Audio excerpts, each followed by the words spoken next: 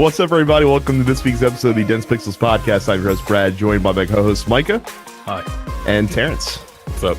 We're going to get right into it this week as the docket is fucking packed this week. I have some abridged thoughts on Mario Odyssey. So we talked about it last week. I talked about how it was great. Probably didn't exceed Mario 64 in my eyes. I've now beaten the game. I'm up to like 400 some odd moons, and I think it might have exceeded Mario 64 now. Oh, snap. At this point. And the surprise at the end of the game is awesome. Some of the best fan service that I've ever seen in a video game. I was delighted after I beat Bowser. I'm not going to spoil it because if you're playing Mario Odyssey, you deserve to experience it for yourself, Micah. All right, you're getting me excited now. You will be. I promise you will be. Especially if you're an old man like me and you. Well, so I'm older than you by like half a decade. So. Right. So I mean, you'll be 5 times more excited than I was by the law of transitive properties. But yeah, so Mario Odyssey is very good. I'm still collecting moons. I've like I said, I'm almost to 500. 500 is where you get the last kingdom to open up, basically. I know what it is, unfortunately, so I'm not. That part of it's been spoiled for me, but I'm still grinding to get there so that I can experience everything. But yeah, it's really fun. The extra stuff you can do, like this game has an end game, which is a weird thing to say. I guess Mario Galaxy 2 had technically an end game as well, but yeah, it's really weird. Like it has a legitimate end game to it. Like, and the end game is more than just, hey, you finished. Now you can go back and get more moons if you want. Like, there's a point to get. They add more moons to each level. Oh, like those those big silver cubes that you don't know what the fuck to do with them. They actually have a purpose once you beat the game. Oh. Okay. And they add many more moons to each level, and also like different characters show up in the different worlds and all that stuff. So it's very cool. Like I said, Mario Odyssey was great. Be curious to see where it lands on my Game of the Year list when I eventually make that. When do I get to the costume that will allow me to be Tom Cruise in The Last Samurai? That's what I based on where you told me you were, I think you have a few more kingdoms yet. Okay. Before you get to White Guy Samurai Land. Yeah, I want to be white guy, Italian stereotype, samurai warrior. Yeah, for some reason in this game, Bowser is a big fan of like feudal Japan decor. For some reason, well, he's a Godzilla ripoff, right? So that's his kingdom is the feudal Japan kingdom. Now, when you are Samurai Mario, are you able to shoot North Korean missiles out of the sky? See, I know a little bit about politics. That is some pointed political commentary there. Very good. Make sure to check out this week's Look Forward for the mild victory celebration after last night's fun. Terrence, what is Heart and Slash? Heart and Slash is a hack and slash roguelike game or whatever you want to call it. That's what they call them, right? Yes. Like you go to a dungeon and it's randomly generated and you kind of run around and it's a different experience every time. Yeah, it's that. Only it's like a hack and slash game. It's kind of the controls are like DMC, not the original Devil May Cry, but the remake, the reboot DMC. You have it's weird. It's really fucking bizarre. You play a robot named Heart. Something happens, and like 100 years later, the Robolution starts. It's stupid. I don't know what the fuck is going on with the story, but you come out of your little thing, and then you got to take out all of the other robots. And it being a roguelike game, like you start off with like no upgrades. You got to basically kill enemies to get upgrade points, and then you upgrade your character. But when you die, your character goes back to square one, and you have to start all the way over. I didn't realize you have to start from the very beginning. Every time you die, literally. I was on level 2, which that took me a while to get to. But you get to keep all your upgrades and stuff, right? No, you do not. get to keep all your upgrades. What happens is you get to keep your upgrade points. Any upgrade points that you have when you die, you start with in your next run. But all the upgrades you have are gone. You start from fucking scratch. So running through the game, you unlock a whole bunch of shit. You unlock different like heads and body parts, and I think there's like 28 different weapons you can unlock. Everything from like lightning hammers to lightning swords to lightning knuckles to flaming swords, and they all have different combos. So you can combo different weapons together, and he has like the combat is actually surprisingly fun. The game is very fast paced. I paid $5 for it. I saw it. I was watching it. I'm like, this looks kind of cool. I bought it, and I actually like it a lot. I don't like the fact that when you die, you start all the way the fuck over. That's a pain in the ass. So basically, what I've learned, what you have to do is, okay, you upgrade your character. If you feel like you're going to die because you're going to a new area that you don't know, don't upgrade them. Because you die, you get to start out with like 15 upgrade points, and you just put them. You just get the weapons that they start you out with, which always are random. Started out one game with just a regular sword, like a flaming sword. Next game I started out with boxing gloves, like a Thor's hammer and a stave, like a glaive or whatever. I don't know.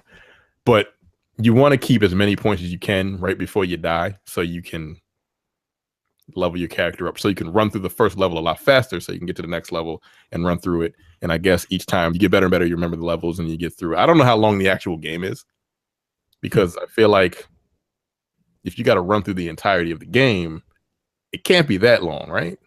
No, it shouldn't be too terribly long if you have to you gotta sit through and run through the whole fucking level or the whole fucking game without dying, or else you're going to start over at the very beginning of the game. I feel like it can't be any more than like 2 hours long. It sounds a little bit like Binding of Isaac, the way the level design is, at least, which was a game that I like. Micah, I know for this game the gameplay is the thing. Probably, Micah, don't look at this. It looks like a bad PS1 era game. No, I am looking at it, and it is okay. I don't like a bunch of squares all over the place. Yeah, but in this case, I'll make an exception because it's not a fucking platformer. Mm-hmm.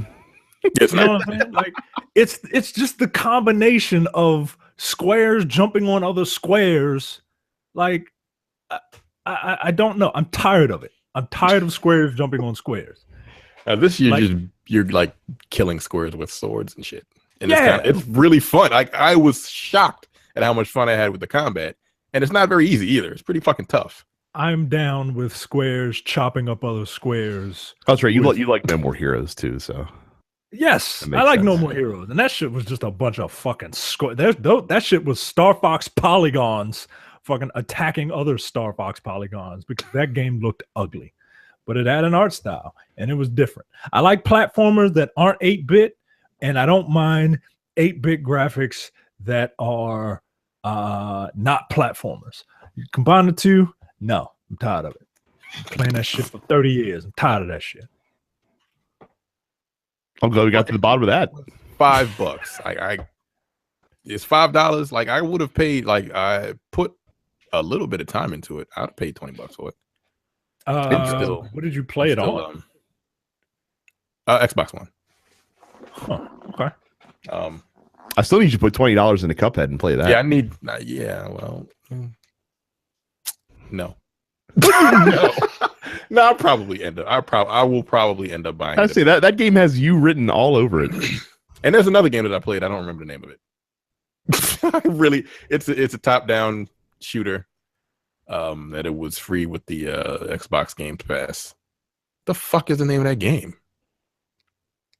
But I put more time into that than I did to fucking Heart and Slash. I do not remember the name of it. Whatever. It must not have been that memorable. I mean, it's fun. Apparently it was a 10-year-old mobile game that they just redid in 2015. It was like the anniversary edition. I'm like, I never heard of this shit before in my life. But it's a top-down shooter. I like those games. I like shmups and hack and slash games. Well, we'll talk about some shmups later. Yeah, we will. That's going to be an interesting. Because it will be an interesting conversation about that. Real quick, if you have not subscribed to premium content, you really should go to densepixels.com/premium and do that for just $5 a month or $50 for the entire year. That's 2 months free. You get access to all 4 premium shows that we have on the network, which include the Look Forward Political Podcast, which you can listen to the first hour for free every week if you're not a premium member. The Airing of Grievances, you get No Time to Bleed, and you get The Men with the Golden Tongues, our James Bond movie review podcast. You also get video episodes of the Nerdpocalypse, the flagship show that you can check out on YouTube. Some of the premium stuff is on YouTube as well, so you get access to that, of course, if you're a premium member. So again, densepixels.com/premium, just $5 a month or $50 for the entire year. And while you are there, also go to youtube.com/densepixels. That is our YouTube channel. We record and upload every episode of this podcast. We do some Let's Plays. We will be doing some more reviews here, especially as we are in review season. We should probably start doing some reviews for some of these newer games that have come out.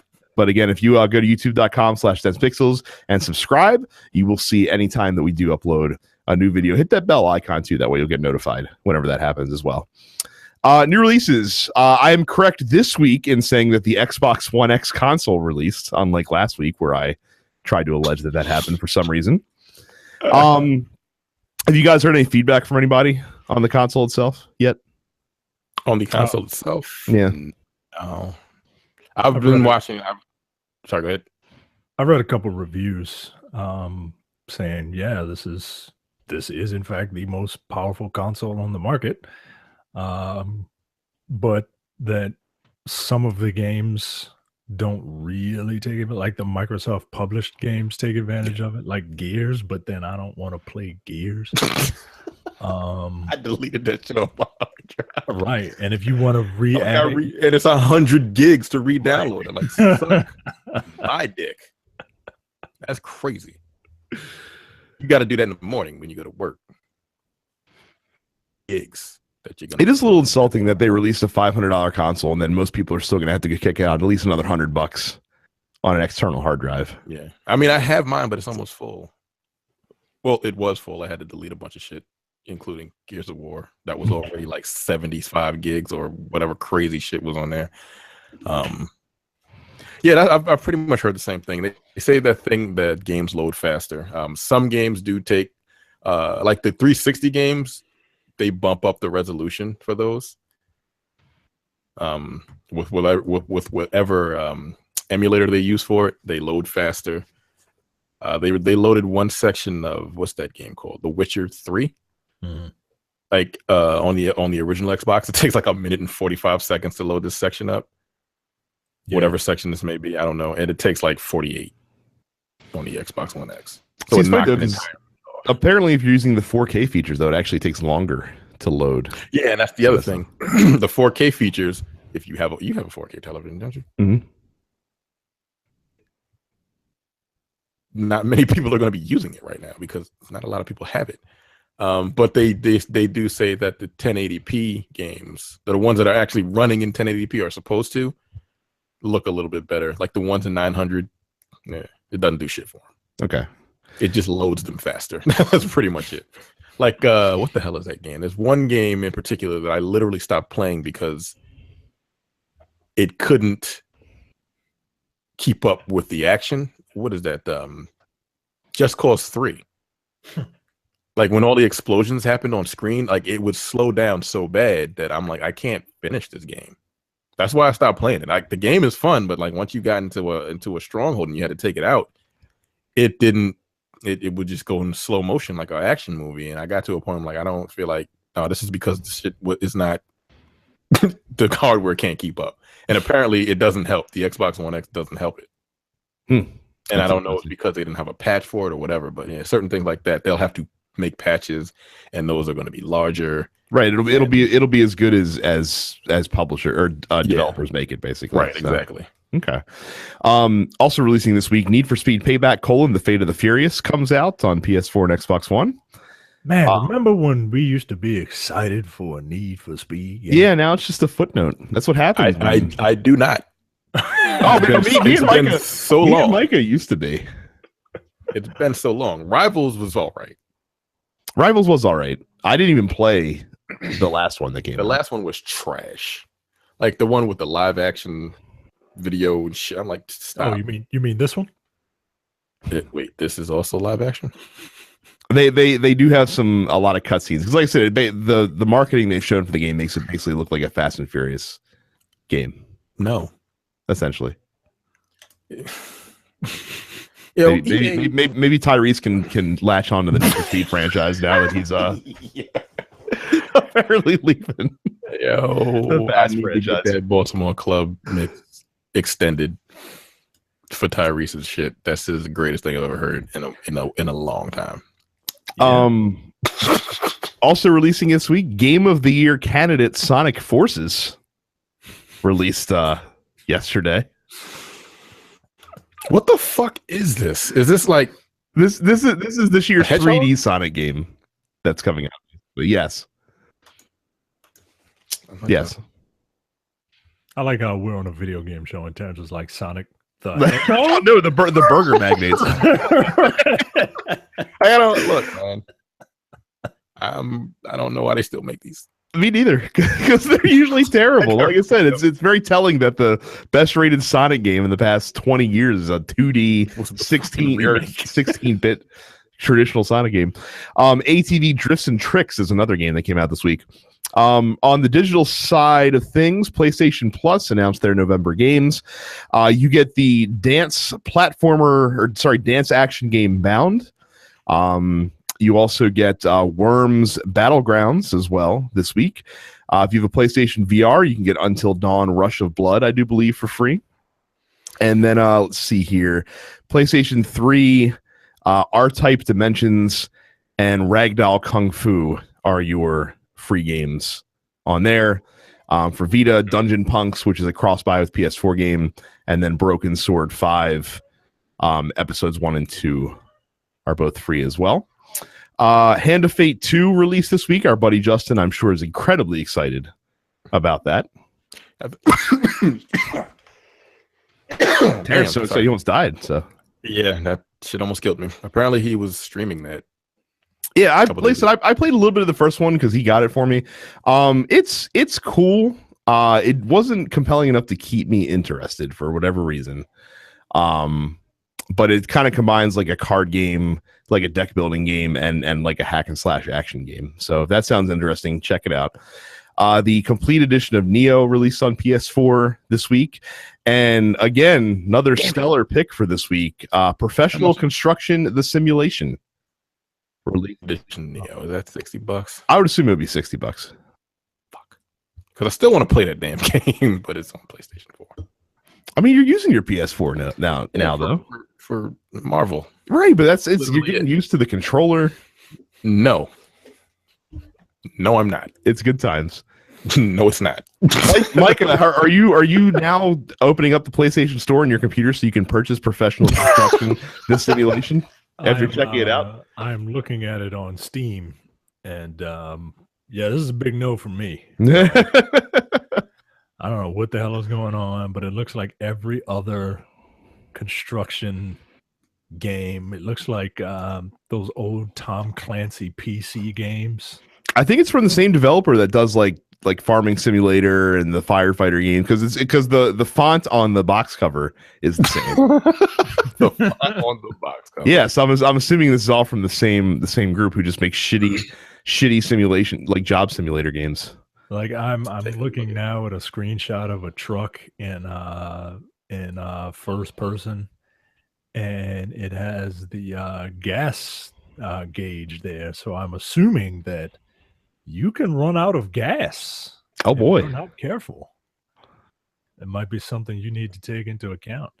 I wonder what part of Professional Construction, the simulator, like how long do you think it takes to get to the part where you drive to the Home Depot and get a bunch of day laborers to come do the work for you while you just sit on your ass in the truck listening to fucking 98 Rock? When and then some release date announcements for y'all. Serious right Yeah. No, I'm looking at video of this game, and there's a portion where you pull out a jackhammer and you have to fix the highway Neat. Yeah, why the fuck would I want to do this? Public Works, the video game. Very fun. Actually, I just gave them a new idea. That'll probably be the next one that comes out from them. But it probably only takes a week to develop these anyway. So, release date announcements. There's a Skyrim PlayStation VR bundle that releases on November 17th for $449, which I'm assuming is also the day that Skyrim VR comes out for PS4. PlayerUnknown's Battlegrounds has a release date on Xbox One. It is December 12th. That'll be available for $30. And UFC 3 is officially coming out on PS4 and Xbox One on February 2nd, 2018.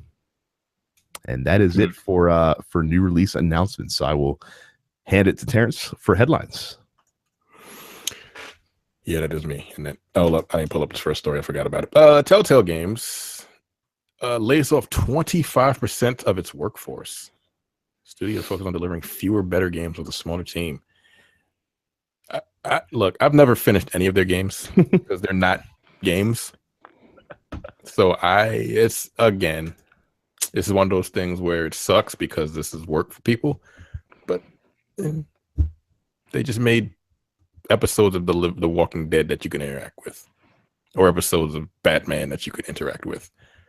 And I guess whoever wrote the stories were pretty whatever. I don't care. It's not that I don't care about them losing their jobs. It's just I'd never played their game, so it doesn't. I mean, this isn't shocking because I think they announced a few months back that they were going to be narrowing how many games they put out on a regular basis.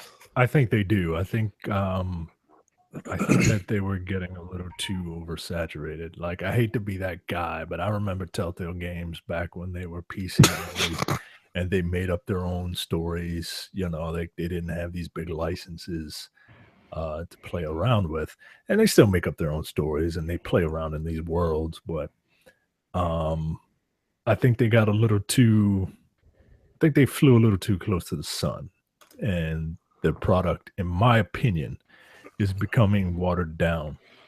When you put out, 3 seasons of The Walking Dead, 2 seasons of Batman, Game of Thrones, Borderlands, and like 4 others that I can't think of right now. I don't know, man. It just, when you're not innovating, you become stagnant. Like you can have all the different types of adventure games in the world, but if you're not evolving those games, like you're just watching TV at that point. Like shit just becomes automatic. And it's even worse because you're just watching it, and if you don't know what to do, then you get frustrated. So you might as well just watch TV. Plus, I thought that they were going to get some of these licenses, make a name for themselves, and then come out with their own stuff again. I mean, they tried that with 7 Days to Die, and that bombed. Wait, that was their game? Yeah. Yo, that game looks... Apparently, people really like the game, but that game looks fucking terrible. I mean, these games aren't conducive for like horror, right? Because horror has to put you in tense situations. Sure. I don't think they are, man. I could have sworn they at least published it. Hang on a second. No, the developers, the Fun Pipes. I don't know. Telltale Games. Okay, what the fuck? Wow. Okay, well then I stand corrected on that. So no, they published it, but that game looks terrible. Ugh. Okay. Anyway, continue. I'm sorry. Yeah, I don't know, man. I thought they were going to at least come out with their own, unique stories with characters that they've invented. You know what I mean? Plus, when you're doing the same thing over and over again, like, what the fuck's the point of paying these people? Like, you got it down to a science now.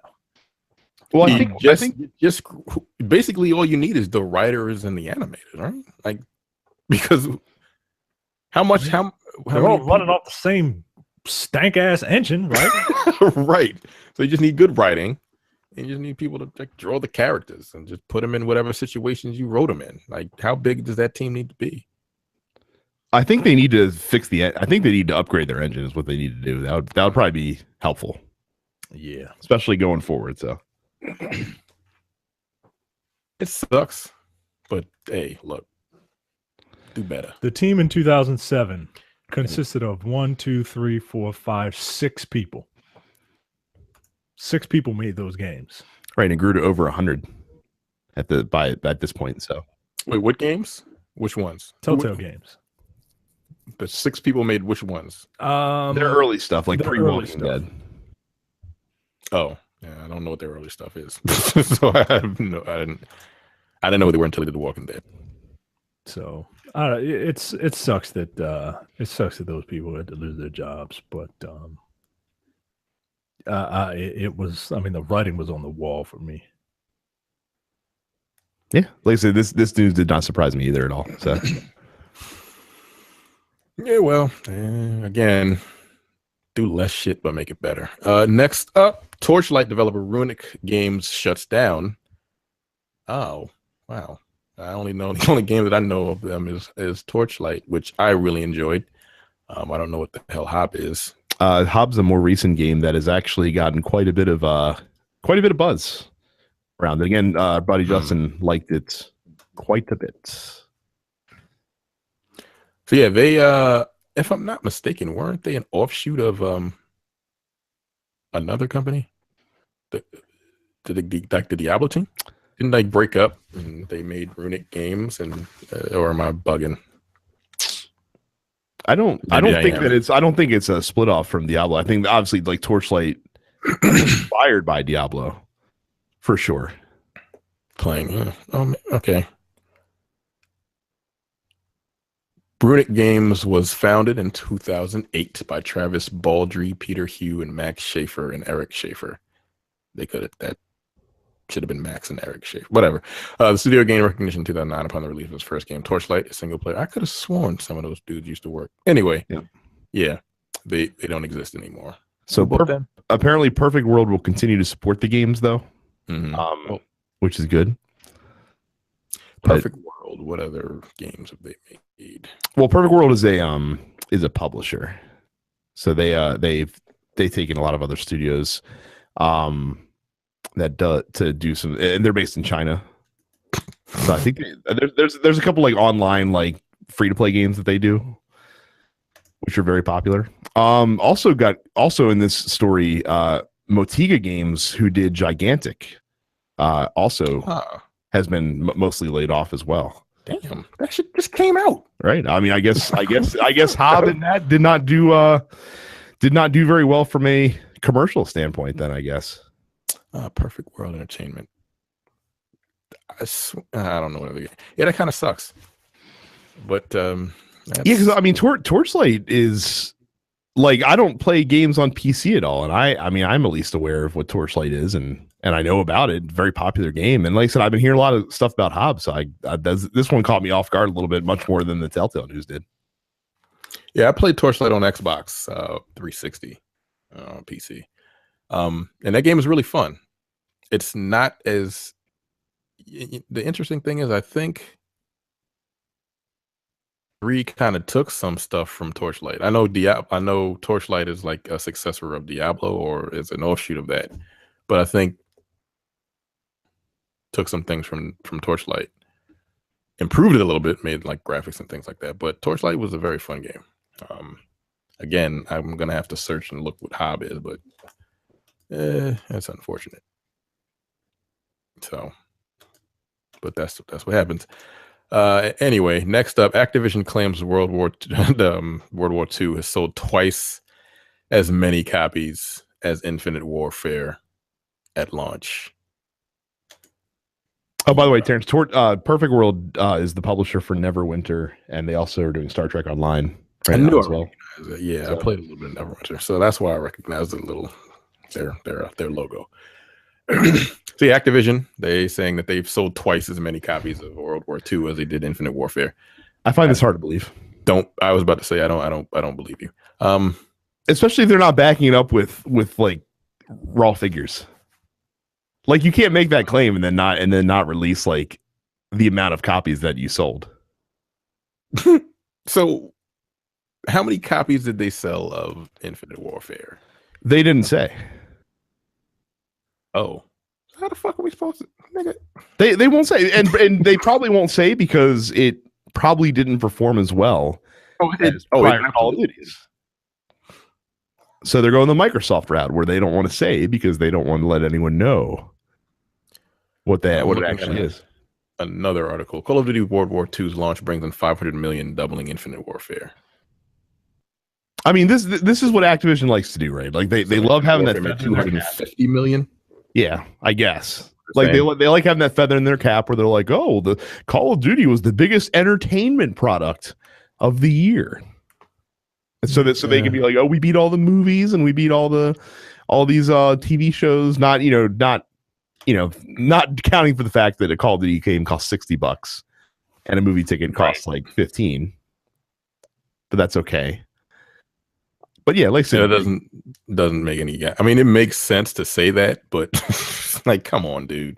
And I have a theory. You can also say that the only reason that this sold, so people are really skeptical about Infinite Warfare, and I think people are much less skeptical about World War II. So you could say that maybe that difference in dollar amount is made up from like season passes being sold on day one that they couldn't sell last year, maybe with Infinite Warfare, because I don't know what you're gonna give me, like a flying dog or some shit. I don't know. Because I think in Infinite Warfare there was a perk where you would just have like a robotic dog running around eating people. I was like, what the fuck is this? Yeah, there was. There was? Okay, I'm not tripping. And this is familiar ground for people. As cliche as it's World War II. I actually watched gameplay of it. I'm like, I don't see what's so special about this game. There really is nothing special about this game at all. I've played about 20 minutes of it.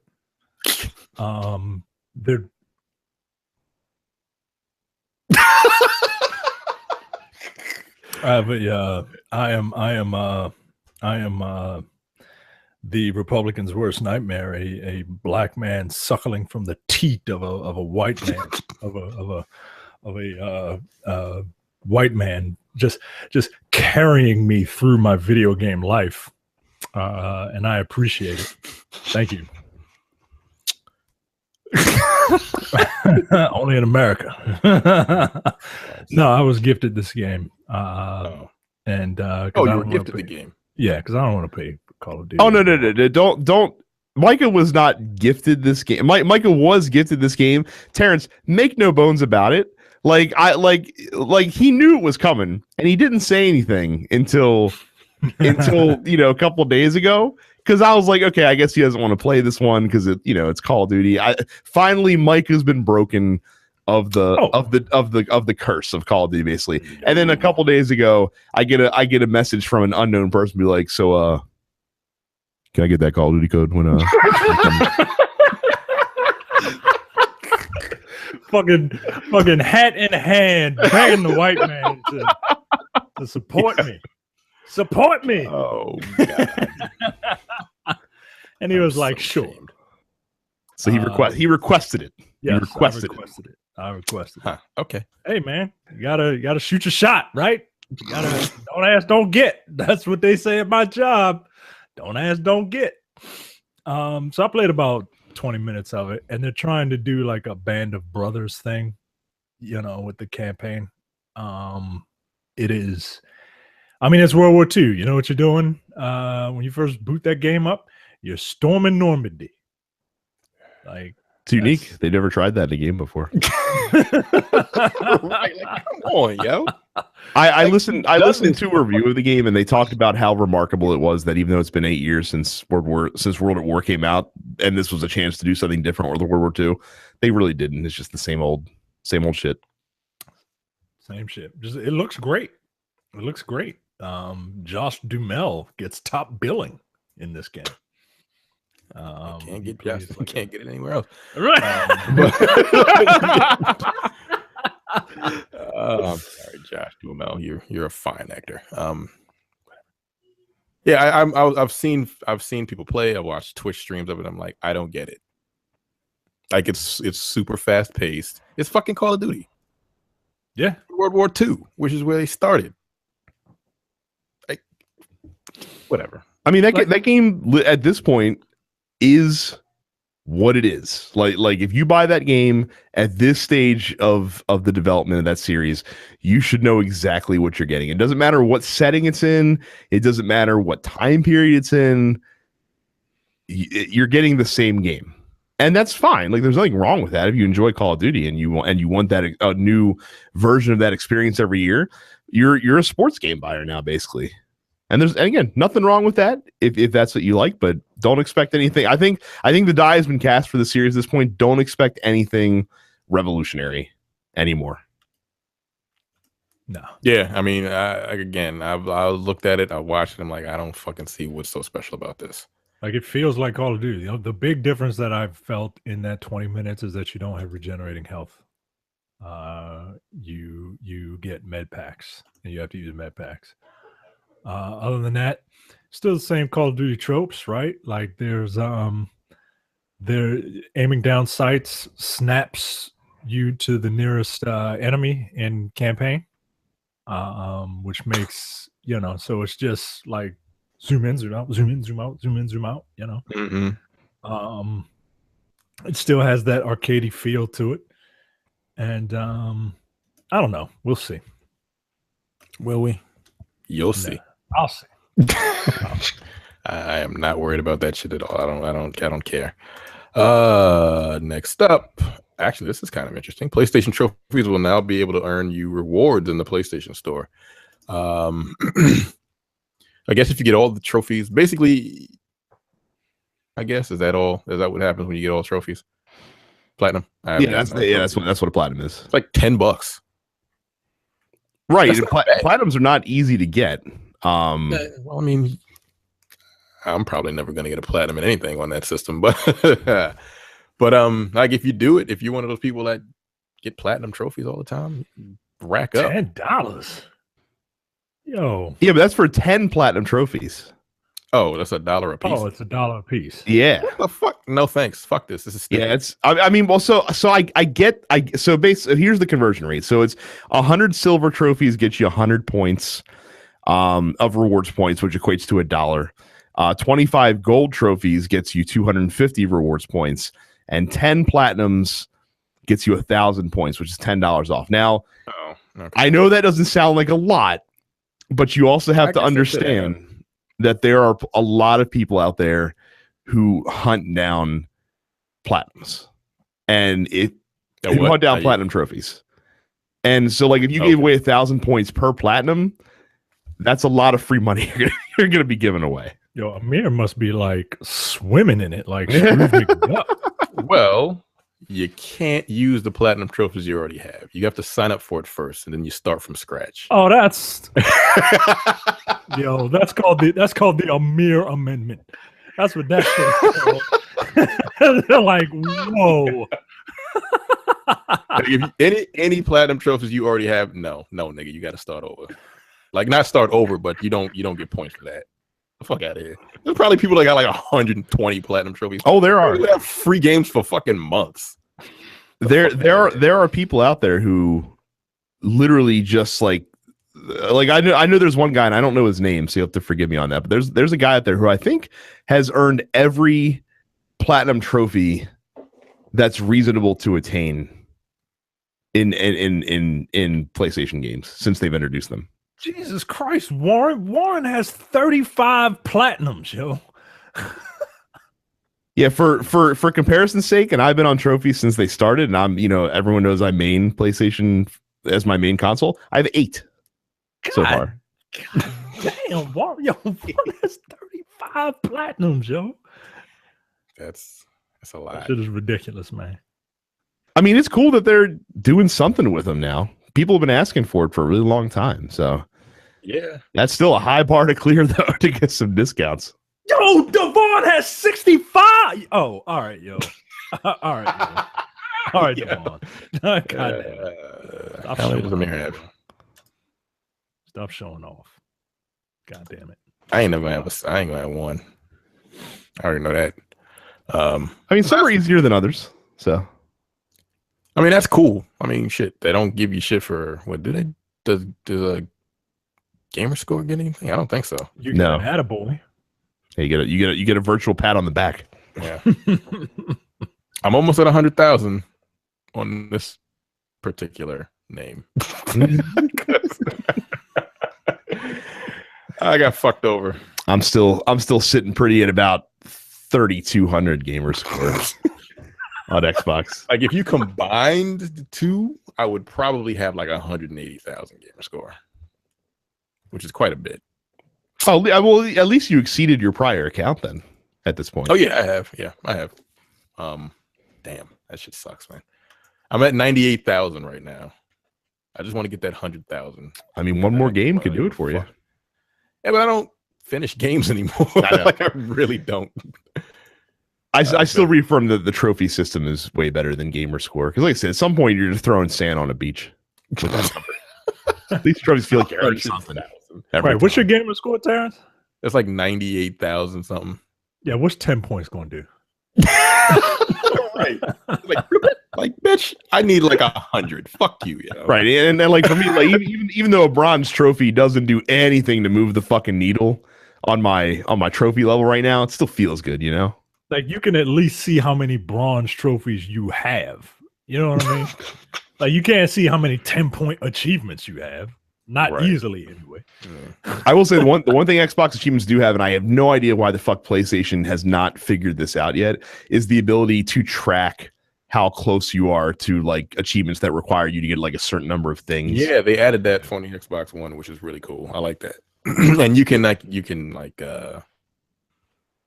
look at what you're doing compared to your friends list and shit like that. You can do that on PlayStation, but like if there's two things I want PSN to add, it is trophy progress and let me change my name. Those are the two things I want. You can't change your name? No, it's a big to do. Oh, once I lost my original name, and it got thrown back into the pool 6 years later, or whatever. And I'm like, oh, I can get it back, and I paid $8 to get it back. What you think about it right now? Oh, that's right, because that's right. Yours, some idiot took yours, and you had to do a slight alteration. Your original name. Some asshole in Brooklyn has it. I wonder if he still uses it. Because if it's been inactive for a while, yeah, they just throw it back into the pool. That's actually a deep pool. That's a deep meme pool for this show. We used to talk about that asshole all the time. Right. Yeah. Fucking jerk. Oh man, we got to it first. That's a really bizarre name to choose too. I know. What? That's why I'm like, what the fuck, man? Here I am thinking I'm clever and shit. Yeah. But what were we talking about? Activision? Oh no, the trophies. Next up, Razer unveils their first smartphone for gamers that's going to cost you $700. I don't even think I want to read the rest of this. I'll take the rest of it. $700 for a fucking phone to play games on it. Well, they made a very clear distinction, because when we first talked about this story a month ago and they announced it, we thought it was going to be a gaming phone. And it is not a gaming phone, according to Razer. It's a phone for gamers. That's the distinction that they've drawn.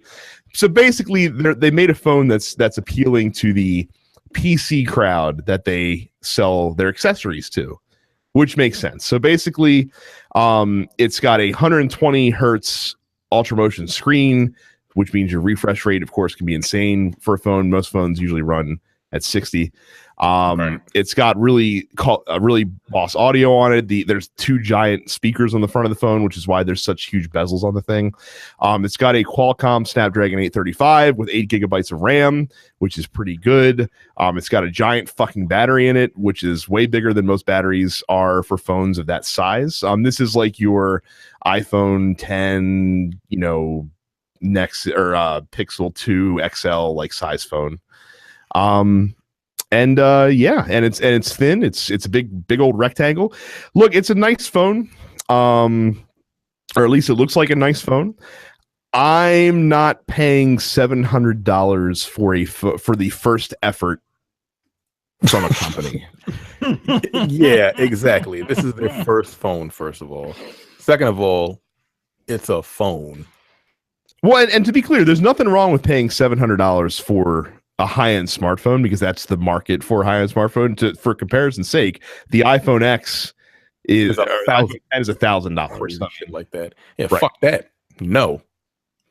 I pay $1,000 for a goddamn phone. But if I'm gonna give a company that much money for a smartphone, I'm going to want a little bit of a track record, right? First, and this place they have absolutely no.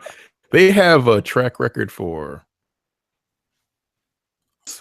computer accessories, PC accessories, basically keyboards, mice, headsets. I mean, and to be clear, like Razer in recent past year or so is kind of diversifying their portfolio a little bit. I think they're getting into the controller market now a little bit as well.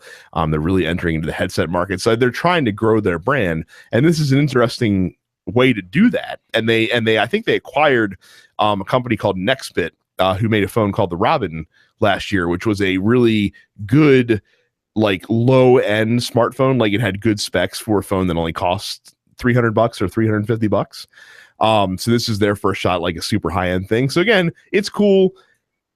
Wait for a review if you think you might be interested in this. Because again, it's smartphones from startup companies are not always the best out of the gate. Like they'll get better over time, but the first one's not usually the one you want typically. Yeah, no thanks. Yeah, I'm fine. This is something. I mean, it's not a surprise considering. Yeah. Next up, gaming's biggest trade body throws support behind Republican tax reform. Of course they do. What else is there to say? Yeah. It's gonna save us a lot of money. It's gonna make us more money, but what about the people that you employ? Right. So to be clear, the ESA, who is the organizer of E3, and basically they exist to serve the interests of U.S. game publishers, companies, like a tax bill that is going to help companies out a lot. That cuts the corporate tax from 35 to 20%. Not a shocker. And this notion that because you cut the corporate tax, you're going to pay your workers more is hilarious to me. Right. The old like I always find the old trickle down economics theory. Let's take a look back in time to see how well that worked. Oh, not well. Fuck. Okay. I'm done with this article already. I don't feel. Like I said, there's not much more to say. It's just like this shit just makes me angry. Surprise to nobody. All right. So fucking assholes. And finally, in headlines, Super Mario Odyssey is the fastest selling Mario game in the US ever. That's something. 1.1 million copies just in the US alone. That's pretty goddamn impressive. People really still love that motherfucker. God damn. I mean, it's a really good game. I'm sure it is. He's like a fucking racist stereotype. People love their racism in this country. No surprise.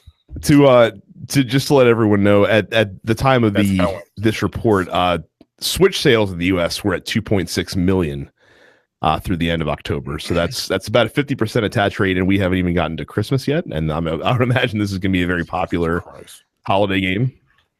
They hit the fucking jackpot this year, didn't they? Yeah, definitely has been Nintendo's year. You could say. What do you think of I know Brad responded to this. I don't know if you did, Terrence. Mm-hmm. Carrie, in 100% seriousness, says, doesn't this, with the success of the Switch, doesn't this kind of make Microsoft third in the race for who's the best console? Who's first? PlayStation? Yeah. Sales wise? No, I mean in terms of like profile, basically. No. I mean, I would still say, I guess it would be PlayStation. Like, give it another year, maybe. I mean, how many consoles has Xbox One sold? They won't say. It's estimated to be above 30 million. Xbox One? Yeah. Really? I thought it was less than that, to be honest with you. Yeah, they've sold what, 2 million copies in less than 2.6 million units. Worldwide sales are closer to 6, probably. For the Switch? For the Switch, yeah. That's really good. Yeah, that's like a half a year. My point was in this article that Carrie commented on, and you can check it out at densepixels.com/fans if you're not in a Facebook group. But before you continue, sure. Console wise, no, because they still have their fucking handhelds and all that other shit. But I don't know. No, I still think Xbox. I still think Microsoft is probably second, but like not console wise. Not fuck that. My point was you can't use the excuse of Nintendo marches to their own beat. Nintendo kind of stands in a class by themselves when they're doing poorly, like everyone said with the Wii U, and then not hold them to that same standard once they get a console that's successful. So I think the Switch, for as successful as it's been, Nintendo still gets kind of Nintendo, and they don't really compete in the same arena as Microsoft and Sony do. So I think comparing them directly to Microsoft and Sony is not really an apt comparison. I mean, in case in point, you're going to see when the Switch gets its ports of Skyrim and Doom and Wolfenstein that they're not really on the same wavelength of Microsoft and Sony, and they don't have to be because they're doing their own thing. I was perusing the store and I saw what that Doom looks like. Oh. Yo, I mean, gross. Now, what do you think? All right, will it raise their profile if what is most likely the inevitable happens and The Legend of Zelda gets awarded Game of the Year by various outlets? No, because they're still Nintendo doing Nintendo like the Switch. I don't think you can put them into that conversation until you can safely say that if someone only owned a Nintendo Switch, they are getting a great console gaming experience and they're not missing out on anything. And you'll never be able to say that. Right? Like they're always going to be, to me at least, they're always going to be the thing that's a great complementary console, but it's not going to replace a PlayStation or an Xbox for me. It just isn't. Like there's games and there's experiences that'll come out on those bigger consoles that just you can't get on the Switch, and likewise there's experiences with especially Nintendo's catalog that you can't get on the other consoles. So it serves as a good one to have, but it's not fighting the same battle. Right. You can't, like, say if Zelda wasn't just a Nintendo exclusive, it would be better on the other two systems. It just would. More powerful, right? Like the control scheme may be a little bit different, but like if a Legend of Zelda or a Mario were to come out on like the PlayStation Pro or the Xbox One X, it would just be a better game. Now you can't take it with you, but it would, like, visually it's the same game, but visually it would just look better.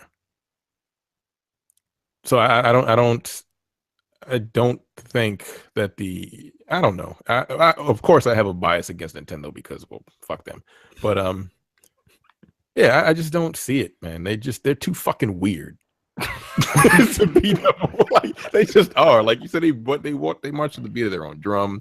They don't give a fuck what anyone else says. They do whatever they want. Like I guess since this console is doing really fucking well for them, third party are going to gravitate towards it a little bit more. But they had to bring those people back because they did so poorly last time. And even then, they're not going to get their strongest. They're not going to get their strongest titles on the thing because it's not as powerful as a PC or an Xbox One or a PS4 Pro. It's just not. I might as well be putting the shit on a goddamn handheld game, which it is.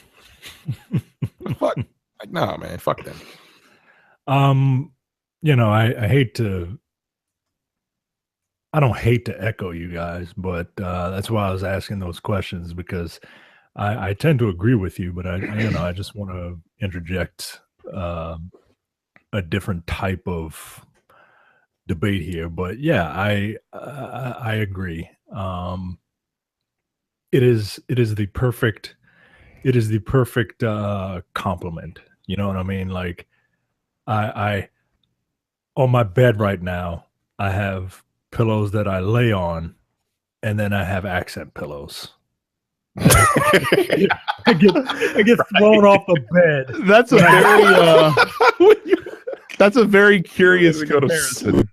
It's the first thing I could think of, right? Like, I love my accent pillow. It's beautiful, right? But I ain't going to sleep on that motherfucker. Like I need something that's gonna get the job done. And you know, the accent pillow is good to pillow fight with, but the real pillow is like, yeah, I need to go to sleep on. I'm learning all sorts of bizarre things with your wife, apparently. So yeah, I have a tendency to agree with you guys, but I don't know. I am happy that Nintendo is doing well. You know, there's that part of me there's that old man in me that's like, you know, I remember my first issue of Nintendo Power with those claymation Mario and Bowser on the cover. And, you know, it's nice to see them doing well. It's nice to have a Mario game that I actually really, really enjoy that harkens me back to the days of the 90s. You know what I mean?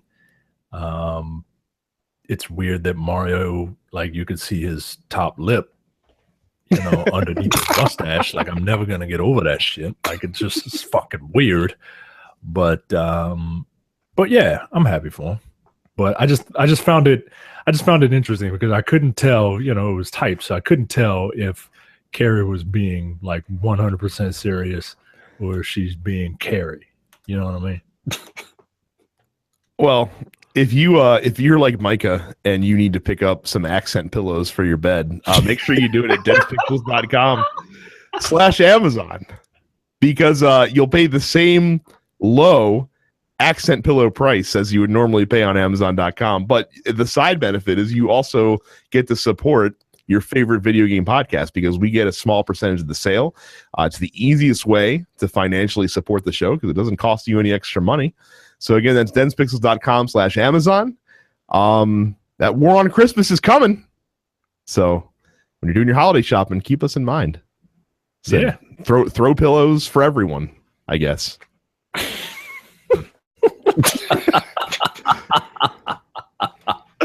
BlizzCon happened this year for all you Blizzard fans out there. As it is wont to do. As it is wont to do. And we're going to go through a couple of stories. StarCraft II is going free to play on November 14th. Players will be able to play the entire Wings of Liberty campaign at no cost.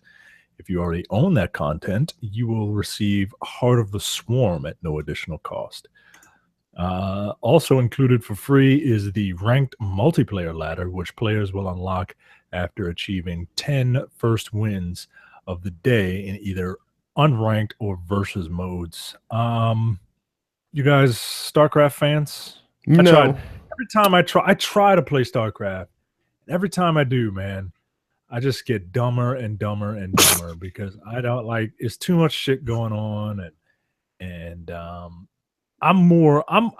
not the type of person to start something and then not finish it and start something and that. Well, I guess I kind of am, but not like while I'm playing the game, right? Like if I'm building something, I want to make sure that shit is fucking fortified or whatever, right? And then go to the next one. But I can't do that in that game. Like Zergs are coming in from all over the place, and I just, it's too much, man, too much. I don't need that fucking stress in my life. I'm getting gray hairs and shit. I'm getting too old for that shit. I played StarCraft back in the day. RTSs, they yeah, you're right, man. I don't have the quickness anymore. Like you build a brig, and then you got to build the other shit, and you gotta just keep all track of all that shit. And by the time you're like, oh shit, oh well, the Zerg rush is coming. Well, I done fucked up. Good night. Like I said, I like my strategy turn based. Thank you very much. There ain't no turn based in this shit. If you don't build fast enough, you're fucked. And that get match can be over in like 5 minutes. You're like, God damn, you Korean motherfucker. Good lord, leave me alone. it's just But so no, I don't. Next up, Overwatch is getting a new hero. Her name is Moira, not McTaggart. She is a support class character. But unlike Mercy, which I can't remember if Mercy had any type of offense, she had to have something, right? She had some offense. She had like a pistol. Upgraded. They improved her a little bit. I haven't played the game in like 6 months, but I've heard pray tell of legend that they've improved her. Well, a little bit. Moira is a character that can heal and damage, and she looks like a spellcaster. So like think like for you Final Fantasy fans, think Red Mage. A little bit of damaging magic, a little bit of healing magic. In her left hand, she can heal you. In her right hand, she fires like a beam that saps the energy from enemies and puts it back into you so that you can use your left hand.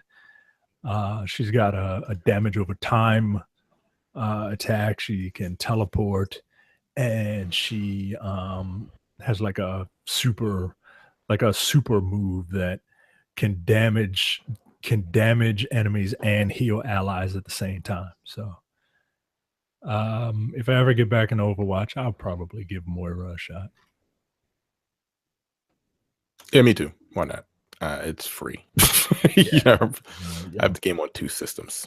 So do I, and I don't play it on either one of them. Yeah, neither do I. Johnny's always playing it, but I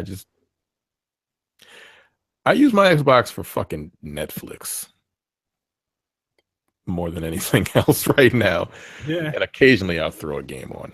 Yeah, we just finished Stranger Things, which was amazing. I really wish, if I was Demetrius, I would secretly tape my wife while watching Stranger Things, but I'm not, because that's fucking weird, dude.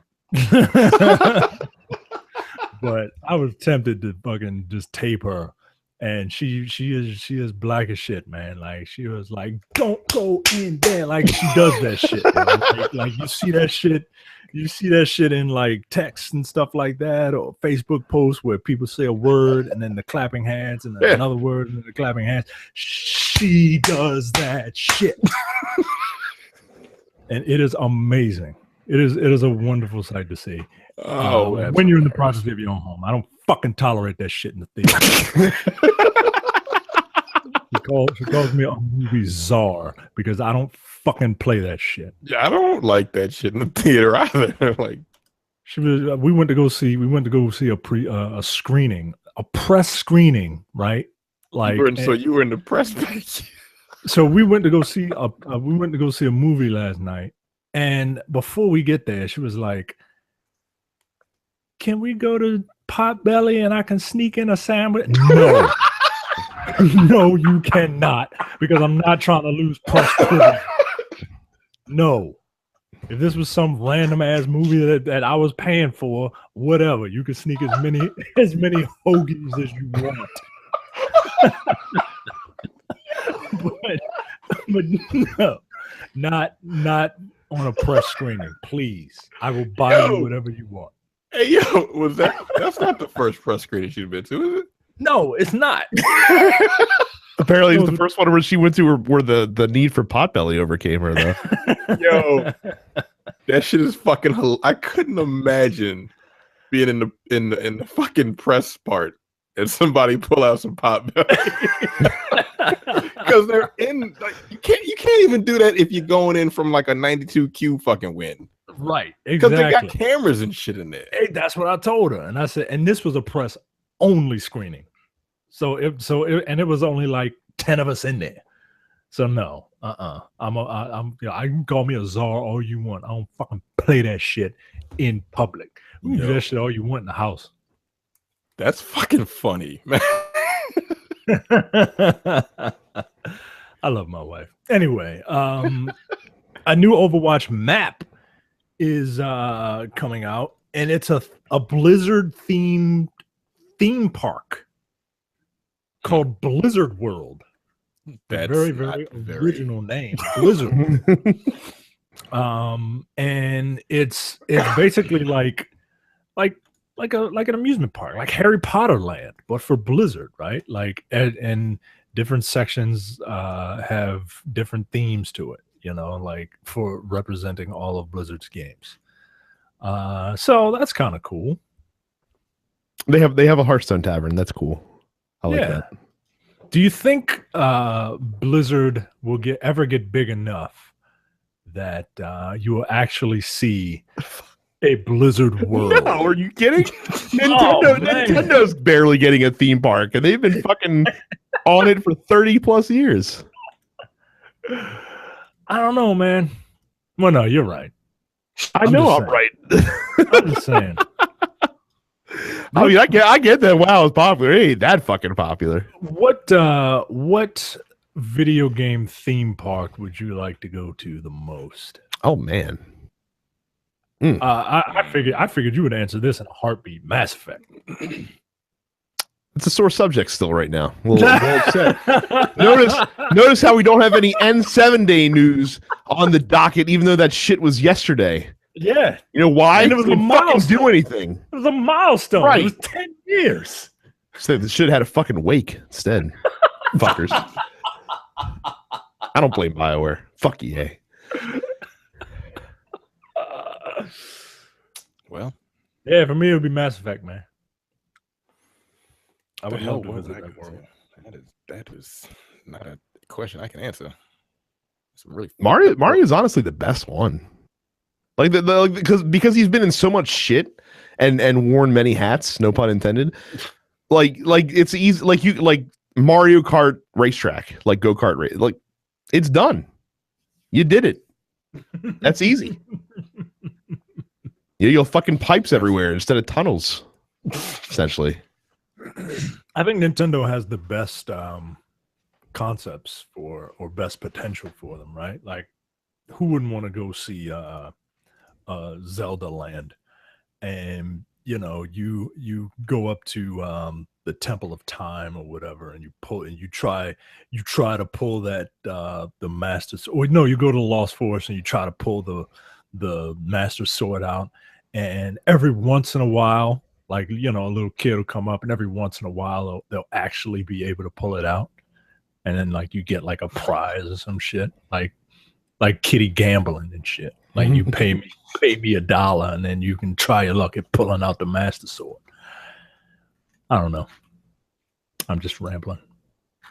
World of Warcraft Classic is getting its own server. So with the expansions of World of Warcraft, they had kind of done away with a lot of what made the original World of Warcraft like stand out, right? Like they didn't one expansion alter like the terrain of the world or some shit like Final Fantasy VI. I mean, according to the people who play these servers, like even the first expansion, Burning Crusade, changed dramatically a lot of stuff. So, like, they're talking like 2005 World of Warcraft. Yeah, the thing that got you there. Fans have made their own servers for years, some of which Blizzard had shut down over copyright issues. But now they're going to go ahead and give people the vanilla server. Yeah, basically the stuff they've changed. They changed a lot of like how the classes work. They got rid of some raids. They changed some of the raids that are still there. Apparently Cataclysm overhauled a lot of stuff and changed a lot of the zones completely. So I guess this is just for a lot of nostalgic folks who wish that they could kind of play it again for the first time, if that makes sense. I wonder how that's going to work out. They're going like, ugh. It'll be kind of a niche thing, right? Like this is for your longtime diehards, or for people that are maybe were curious to see how the early folks lived before, people that got into it later that didn't get to experience it. So I mean, it's cool they're doing it. I mean, especially since it seems like that there is some kind of a fan demand for it. So, well, yeah. Next up, speaking of expansions, the World of Warcraft is getting another expansion. I think this is their 7th expansion. It's called Battle for Azeroth. It will see Horde players traveling to 3 new zones, making up the islands of Zandalar, While the Alliance players will focus on 3 new zones set in the island nations of Culturias. And it's back to Alliance versus Horde. I guess they had done away with that in a couple of the other expansions. So there you go. Another expansion, which I guess is a testament to this game, man. Like, people are still playing it enough to warrant new content. When did this game come out? 2005 was when WoW released. So pretty amazing, man. I mean, they still have 5 million plus subscribers every month. Yeah. That's pay per month too. They do fucking money. Dude. They do. Yeah. $15 a month. Or some crazy shit like that. That's just for access. That's not counting anything else that you can buy. I fucking wonder why they making so much goddamn money. 5 million people, $15 a pop a month, plus all the extra shit that they buy. Come on, man. And people still pay that? Wow. That's amazing dedication to be playing a game like that. You know, that's a lot of disposable income. Yeah. Whew. Personally, like, how much is that a year? 15 times 12 is what? It's like 180. Yep. So yeah, if you were an OG, you've played you've given them about 2,400 just in subscriber fees so far. Oh. Could have bought a motorcycle with that. I mean, technically, if you think about it, like, well, you do a year of Xbox Live, it's like $60. So it used to be 50. Well, I'm locked into like that 50 shit. If I did, yeah, yearly, it's like $50 a year. How long has Xbox Live been out?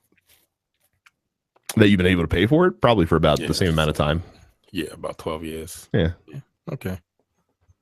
And I mean, if you've been playing WoW that long, like, how many thousands of hours have you probably gotten out of the game?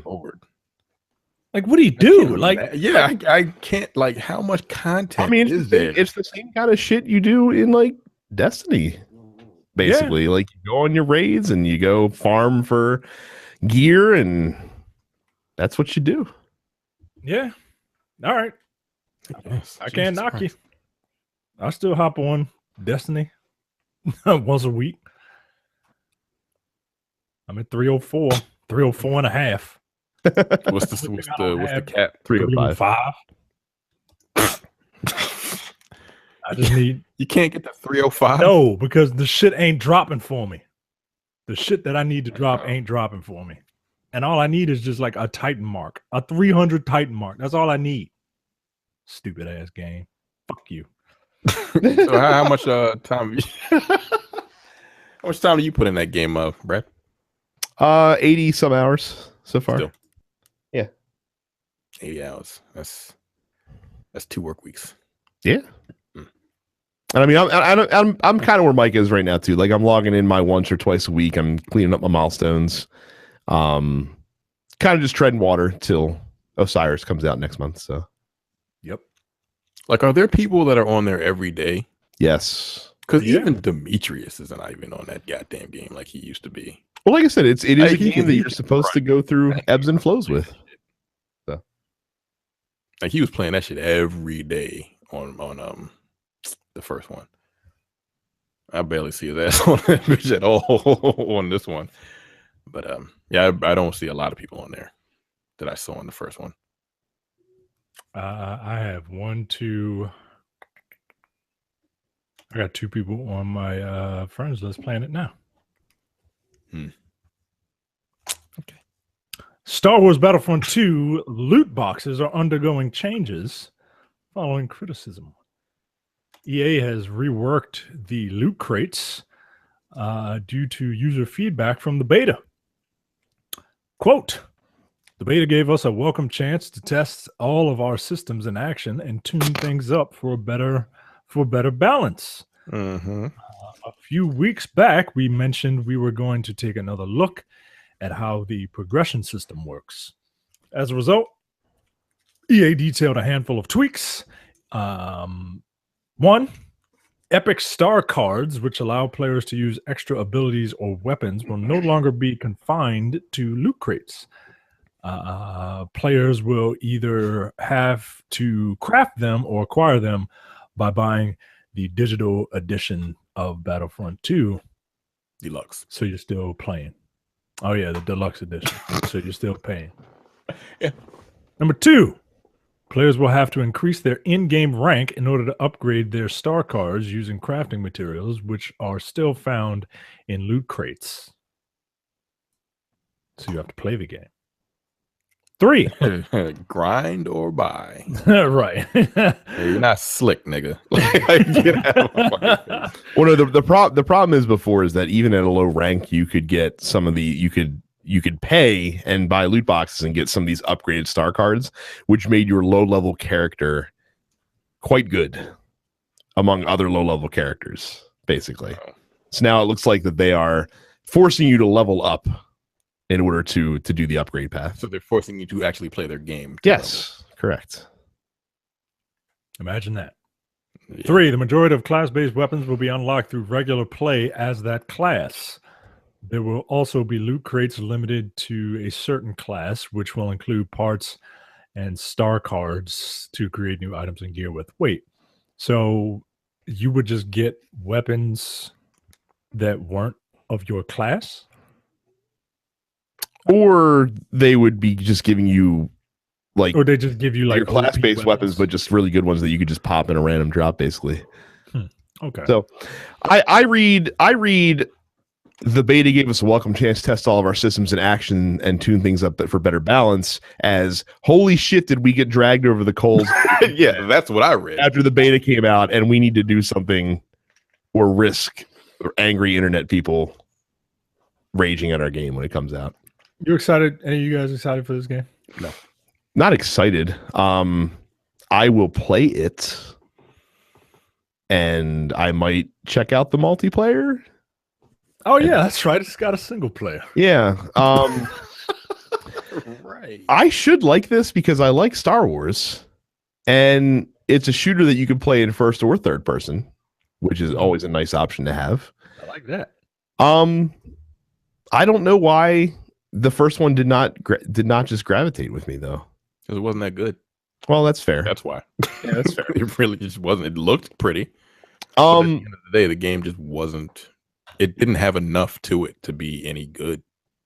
I do appreciate the fact that they are scaling back on the pay to win aspects of it, because I looked at some in-depth coverage of their loot crates during the Battlefront beta, and this one definitely is one of the ones that skewed on the pay to win side of things a little bit more than most, it seemed, from how it was outlaid, because those star cards that you get can give you some very significant upgrades to your characters. Like, I'm talking, like, if you have a max level star card, you can get like a 40% damage reduction on a specific character.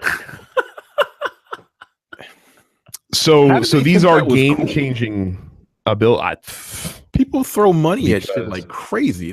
Like, yo, that's fucked up. So imagine the best comparison I can think of is, imagine if in Destiny, if the regular Crucible wasn't balanced and you forced people who had like high-end gear that had a lot of different perks and stuff like that made it very good to contend with lower leveled people who did not have access to that stuff yet. And that basically looked like what Star Wars Battlefront was originally. Again, how did they think that was gonna niggas would be like, no, fuck that. I'm not first of all, I'm not paying for your loot boxes, but then you give these people that are willing to pay for your loot boxes literal not game breaking, but that's why people hate loot boxes. That's exactly why people don't like them. And I mean, look, publishers are like governments.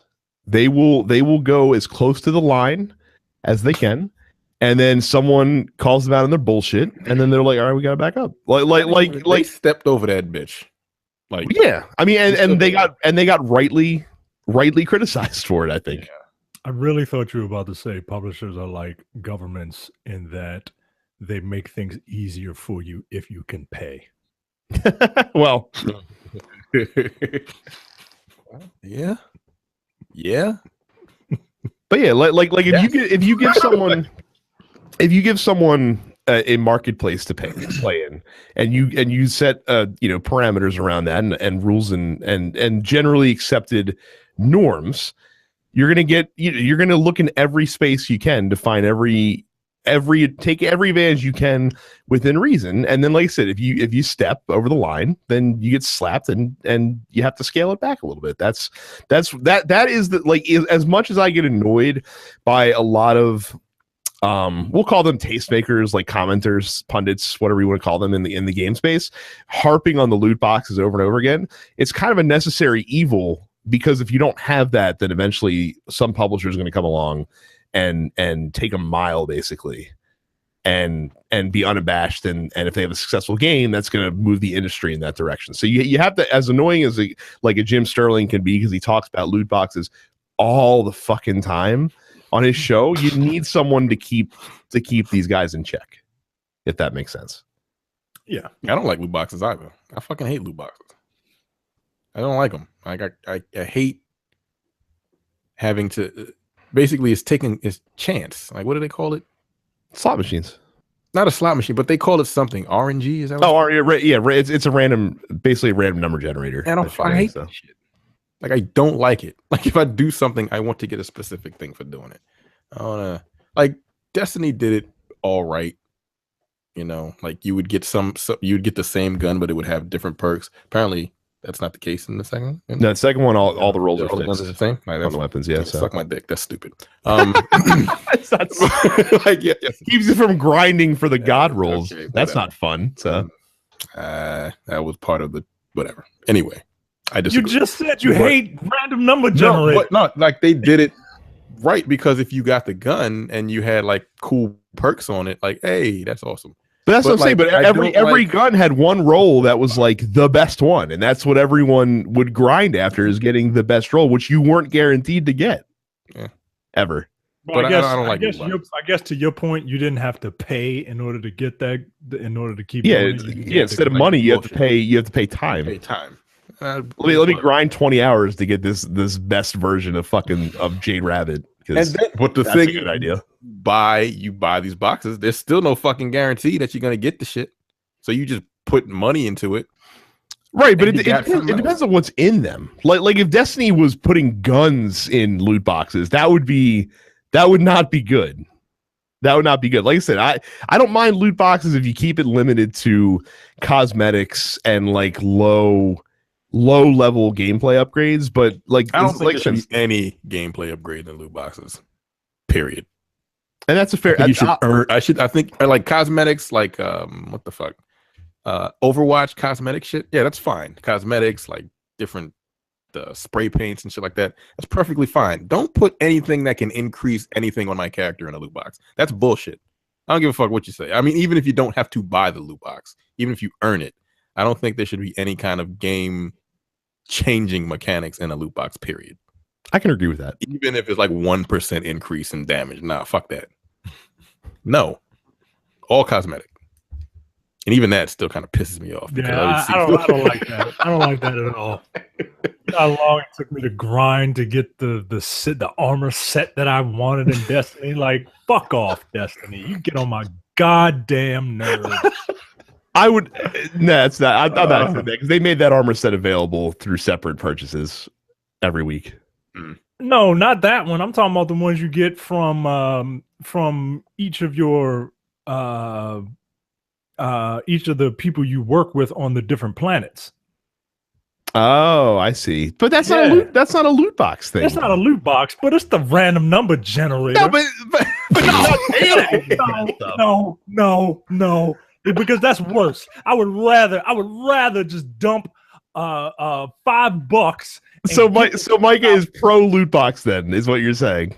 I'm pro loot box because it doesn't affect me. I believe it or not, I do have enough willpower to not buy from a fucking loot box after I just spent $60 on a game. Like, damn that. I don't need that shit that bad. What I do want, fucking Destiny. God damn it, Destiny. Fuck you, Destiny. Fuck you. I'll see you on Tuesday. Microsoft's Phil Spencer expressed a desire to spool up or acquire one or more new game studios to help reinvigorate the Xbox brand. Yeah, you'd think. Capital idea, Phil. Quote from Phil Spencer, "We need to grow, and I look forward to doing that." But the real news was dropped almost as an aside and came late in the interview. Microsoft will probably debut a streaming service that doesn't require a console for some types of content in the next 3 years, Spencer said.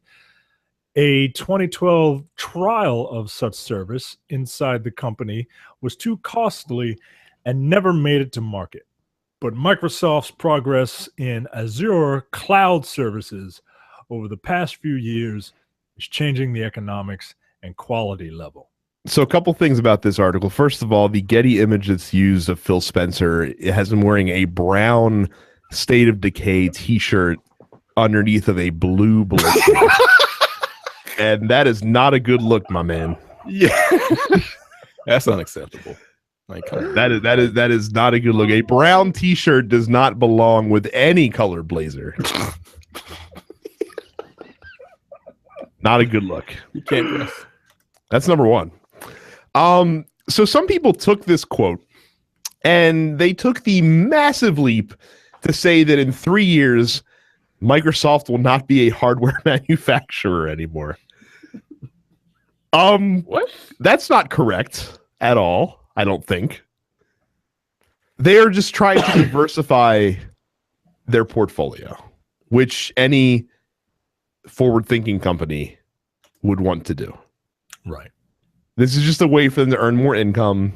This is just a way for them to, in a console market where they are lagging behind right now, to find new revenue streams. Because I don't know if you know this either, because we talk about how they don't announce their sales figures. They're actually starting to move the goalpost a little bit because they know that this console race, quote unquote, in this generation is kind of done at this point. So now they're like, well, we're looking at things like active user counts and Xbox Live subscriptions and things of that nature to kind of gauge their success. Which, again, you know, if you're a company, you want to look successful, so you know, move those goalposts however you want to make that make sense. But yeah, like I said, Microsoft, it's just looking for ways to diversify, get new money in. They're not going to stop making Xboxes. That's not going to happen. Not for a long time. No. But yeah, go ahead and acquire a game studio, a good game studio, an established game developer to make first-party games for you. That would be an excellent idea, Phil Spencer. Because right now, your exclusive catalog is a little lacking. Non-exclusive is trash. Like it really is. What exclusive do they have? AAA exclusives? Yeah. Halo 7. Or Halo, Gears, Forza, Quantum Break, Super Lucky's Tale, which I forgot to mention in new releases this week. Xbox One X enhanced. Yeah. Who the fuck is going to play that bullshit again? 130 gigabyte download? Yeah, no. For that? So, Super Lucky's Tale, which came out this week, I forgot to mention it because that game looks like the most basic mascot platform game that I've ever seen in my entire life. I just happened to be on Twitch and I saw, well, or maybe it was Mixer, I don't know, fucking shit. I saw somebody playing it, so I was like, hey, let me see what this game. Yo, that game looks awful. Like it is not a good year for Microsoft games when you consider that the very best game that came out exclusively on Xbox One, and we're not going to count PUBG because that's coming out in December anyway, but the very best game that's coming on Xbox One this year is a $20 indie developed run and gun platformer. That's not good. That's sad. Yeah, that's not a good thing. Yeah, that's the state of their first party development right now. And like I said, you don't have to look far to see the playbook you run, because it's not like Sony created Naughty Dog and Insomniac and Sucker Punch and all these other companies out of whole cloth. No, they were companies that were around that they're like, man, you guys are doing good work. Let's acquire you and give you the resources to make really good games. And that's been what's given PlayStation the edge over this past 6-7 years, probably. Yeah. So yeah, it's all about the games. Kind of like Business 101, right? Like I said, as good as the Xbox One X is as a console, and look, it is what the marketing says it is. Like we said, the most powerful game console that has ever existed. But if you don't have a reason, it don't matter what the right, you don't have game, how strong it is. It ain't shit on the goddamn thing. And the thing that they've talked about the most, like, well, the best way to play, third-party games is on the Xbox One X, and that may be true. But that's a lot of money to ask if someone already has a PS4. Like, well, I can play pretty good versions of these games and also get Uncharted and Infamous and pick your exclusive franchise. Yeah, I can play. I can take the PS4 Pro, which is lesser, right? It's lesser by a respectable margin. Only in certain aspects, but yeah. And I can play those games on my non-4K TV because I don't have one yet. And I can play Spider-Man and God of War and Detroit and the Uncharted series. And I don't know, man. I don't know how the mighty have fallen. You do something. I think and I said earlier too, it's not like Microsoft has failed this console generation. I mean, like plus 30 million units in 4 years is very good. It's just not like historically good, like PlayStation 4 seems to be on track to be. There you go. Last up for me, Housemarque, the Finnish studio, best known for explosive action games like Super Stardust and Resogun and Nex Machina, says it's no longer developing that style of arcade-inspired game. Even though the developer has received critical acclaim for its work, Housemarque says that too many of its arcade-style games haven't achieved commercial success. They are quoted as saying, "Arcade is dead," says the Housemarque CEO, citing underwhelming sales of Nex Machina. I like how you just danced right past that name. You like I did it? I fucking did the Charleston around that name. It is the name is probably pronounced Ilari Kuitunen or Kuitunen. Housemarque CEO, whatever you just said, cited underwhelming sales of Nex Machina as one of the reasons for the studio's transition away from arcade games. It's time to move forward with the rest of the industry. I don't think that arcade style games are dead, but I do think that I've been saying this shit for a long time, man. And I know, like, people don't want to believe me, but you're not dropping half a G to play a really good looking version of Smash TV. You're not. Like, that's not why you bought that. It doesn't cost half a G. What? No, I'm saying you're not buying a console to play these. You're not buying the world's most powerful console to play these types of games. You're just not. These types of games are fun, but I'm saying, but you don't think there's still a place for them, though? Yeah, right here on this thing. Switching my wife. Right here on this thing, a phone or a handheld or something like that. You know what I mean? Like, I don't feel like when I get home, I want to just sit down and pop in this type of game. I want to sit on the couch and pop in this type of game. Like, it's arcade style games nowadays are time wasters. Or they are the super niche. But they have always been that. I mean, like, you go to an arcade and you just pop in a bunch of fucking quarters to see if you could finish the game. Like, yeah, but you're going out to do that. So in essence, you are out. You are doing something. Like when I'm sitting at home, I don't feel that. I don't feel the need to do that. I don't know, man. You're also not like a score chaser though. Yeah, I mean, look, Like, maybe it is how just you me. play.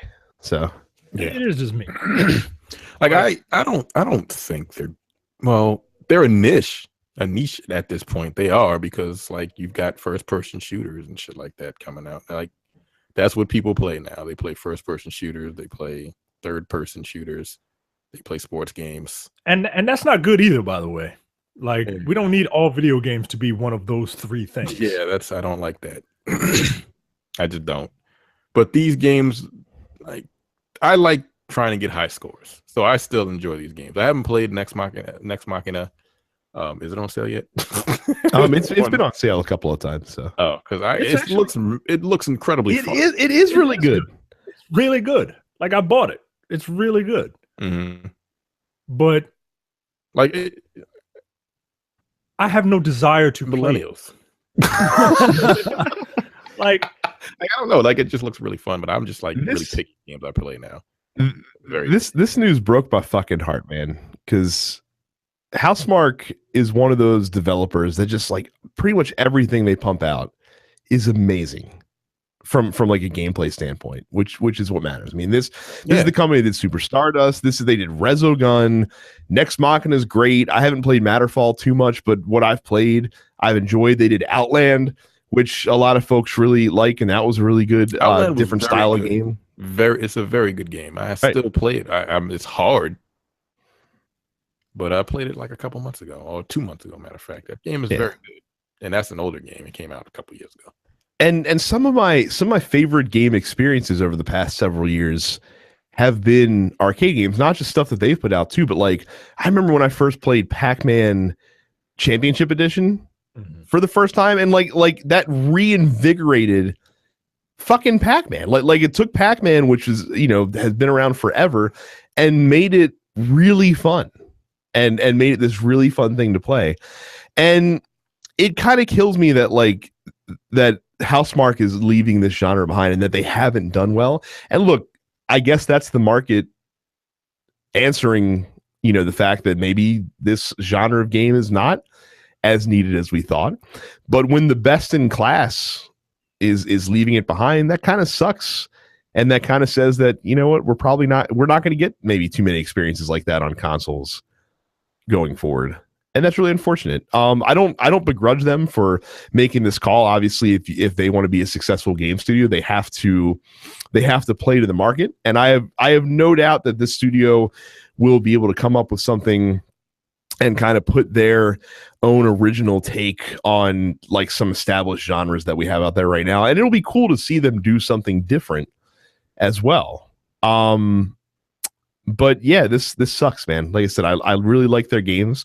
Look, Next Machina it's at least in my top 10 games of this year. And it might be right at my top 5 too. I haven't sat down and looked at the list yet, but in a year that's been crowded with a lot of really fucking good games, like Next Machina is a game that stood out to me as being an excellent game. And it's just a shame that the market, I guess, didn't feel the need to play that. So, sucks. It does suck because, like you said, they do make good games. But I don't know, man. I don't know. I hope that they don't abandon it completely. But yeah, it's just it was bound to happen if this company seriously wants to make inroads in this industry. And the sad thing is, like, it'll be the next shooter from Housemarque, the next first-person shooter from Housemarque. Like that. I don't think that's what it'll be for them. Like I said, I think whatever they make next will still have a very indie feel to it for sure. And I do think that they are going to try to find a way to take, like I said, something that is an established genre that has like a lot of tropes, but kind of put a unique bend on it, because that's what they do, right? Like that's kind of what their MO has been so far. Yeah. Get be like Supergiant. Make some pretty cool adventure games. I mean, hopefully they continue to do that, because I haven't heard anything about how successful Pyre was, even though, again, that's a game I didn't even play it yet. And I've heard, again, was one of the best games of this year critically, but who knows how well it sold. Yeah. So we'll see. This was our question of the week to you guys as well. We asked what your thoughts are on the news that Housemarque is shifting the type of games they make. And do you still enjoy playing arcade style games, or do you agree that the genre is obsolete? Mark says, while it's not dead, I think it is pretty niche. You'd be hard-pressed to find many blockbuster hits in the arcade genre from recent years, and for those, you'd have to extend your definition of the word hit. Out of their games, I've played only Dead Nation and Resogun, which are both good, but not compelling enough to make me rush home just to play them. I think they have the talent to make it go at any genre, and I don't blame them for wanting to make more cash for their efforts. Chris says, I think it's perfectly fine. Very hard to remain in one bracket genre-wise and stay afloat, plus that has to get old. Yeah, I wonder how much of this is also them just wanting to flex their development muscles. Yeah, a little bit. That's it. Yeah. So Gaston says, arcade-style games simply don't provide enough content compared to other genres. Unless there's some sort of cool gimmick or art style or whatever, like Cuphead, I think they've been squeezed out of the market by mobile games. So do whatever makes money, I suppose. As long as they make quality games, they should be all right, I'd imagine. Do you guys consider Cuphead an arcade game? I don't. I haven't played it yet, but it looks like a Contra-style game, which, does that originate in the arcade, or was that on Nintendo first? That was arcade, right? Contra did debut in the arcade. But to me, like an arcade game is a game where you have a subset of levels and you kind of replay the level over and over again to get a higher score, right? And Cuphead does have like a grade that you get at the end of each level that, you know, you're trying to get an S mark, I guess, in each world, but it doesn't strike me as an arcade game the same way. That's just me, I guess. I don't know. So Trey says it's niche as fuck, and Housemarque for some reason think it's not and haven't planned accordingly, so that's their bad. I enjoy them greatly, but I know new releases are very few. I'm assuming he means in that genre. Mark says, I loved Alienation. It is a great arcade game by Housemarque. That being said, if the sales are not there, I can't blame them. I know with my friends, games like Warframe and Diablo scratch the same itches as smaller arcade games. Also, something smaller indie developers might be in a better position to do rather than larger ones like Housemarque. That is a good point that he brings up, these games as service games. And they do kind of scratch a lot of the same itches. Instead of a high score, though, you're just chasing loot. Yeah. Carl says, motherfuckers are still competitively playing Super Street Fighter 2 and falling over themselves to buy that trash-ass GameCube controller. Nothing is really dead. Try harder. God damn. Okay. Michael says, this is going to be long and probably won't be read, but here goes. I will read it, Michael. It's not as long as you think. I'm sure everyone here can think of at least one thing that is legitimately good that no one else has heard of. However, it takes real arrogance to say, I failed, so I'm going to discount an entire genre. I run with a bunch of old school arcade heads, folks who literally buy plane tickets and make road trips to go to arcades. Last year at their offices, Twitch hosted the Super Play Arcade Expo, an arcade marathon stream that raised money for SaveTheChildren.org. There was a point where an obscure shitty ticket dispenser game called Chicken Farm was on the Twitch front page and was the third most viewed game of the marathon. Most of them, myself included, have not heard of Housemarque before this. That comes down to marketing. If the most devoted audience of a genre hasn't heard of your product, that's on you. Housemarque suffers from a total lack of identity. I can just throw a rock and hit 50 pretty generic sci-fi games with that look like just anything Housemarque has put out since 2011. It's a little harsh, I think. I think one thing that Housemarque hasn't helped their profiles, they have been kind of PlayStation and PC exclusive for most of their games. Mm-hmm. Like only a couple have made their way to Xbox. Mm-hmm. So Johnny says Cuphead is about itself. 3 million downloads. Market your shit better. And if you have the marketing and PR for it, don't fuck it up like Capcom. Oh, damn.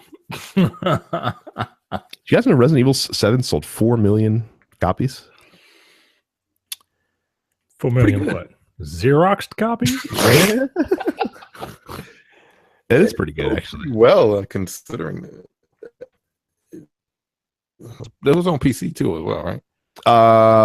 I think it probably was. Yeah. Do you know their most successful game of all time? I found this out in the same news story. Capcom? Yeah. Highest selling Capcom game. Yes. Single game? Is it a Resident Evil game? Single game. Yes, it is, Micah. Is it Resident Evil 2? It is not. Wait. What was the question? What did you say? It's a Resident Evil game? Yeah, it is a Resident Evil game. That is their most successful game of all time. Are you fucking kidding? It's got to be 1 or 4 then, right? No, it's not. You're going to laugh. 7? No, it's not 7. Is it 5? It's 5. Yeah! over 7 million copies sold of Resident Evil 5. Because people want to shoot black people, guys. Shoot black people and punch rocks. I get to go to Africa and shoot black people. Fucking awesome. and I get to bang this black chick on the side because that's how racism works. You want to fuck the thing you hate. Yo, I couldn't believe that shit when I heard it. I could not believe it.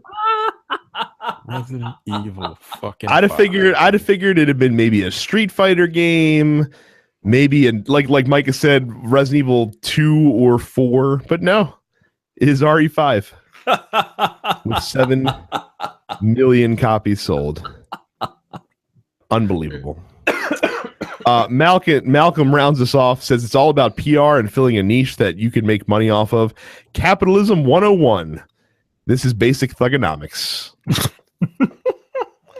And then he asks us about the Chris Jericho Kenny Omega match upcoming at Wrestle Kingdom. Yo, I kind of want to buy the New Japan service. Like, if they have an app that's like that makes it easy to watch, and it's only like $8 a month, I might get it. Because I was watching a couple of their old matches, and I'm like, yo, this is amazing. Here's my only issue with this. There's a lot of folks out there who, throughout Chris Jericho's latest run in WWE, were complaining. They're like, Chris Jericho's getting older. He's, play the same character. We've seen it before. He's not doing anything interesting. It's kind of lame. He did the list thing that got a bunch of people on board, but people were down on Chris Jericho for a good chunk of his run. A little bit better once he got paired up with Kevin Owens, but a little bit down on Jericho. All of a sudden, the same dude who is still 47-year-old Chris Jericho, who is still the same wrestler that he was during that run WWE, goes to Japan to wrestle Kenny Omega. And it's the greatest thing ever since sliced bread. Oh, sounds like wrestling fans. Just saying. Sounds just like wrestling. Don't be fickle. That's it for the show this week. If you're not part of our Facebook fan group, you should check that out. It's densepixels.com/fans. Many threads every day in that group.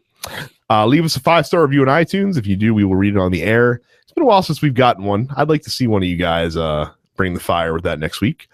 Facebook and Twitter, follow us at Dense Pixels.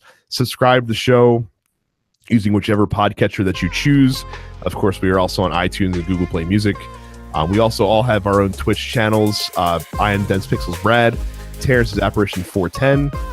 Micah is Dense Black Nerd. And Carrie is Sup It's Carrie. And thank you to anyone who donated and checked out Carrie's Extra Life stream this weekend. I think she still has a little bit to finish up from Pokemon Crystal. But that was this past weekend, and it seems to have gone very well. Awesome. So yeah, that is it for us this week. We will be back at you next week. Probably the lighter week news-wise, since we recorded a little bit later this week. So expect that old standby segment next week, just to fill out the docket a little bit. So you guys can look forward to that. See you. See ya. Take it easy.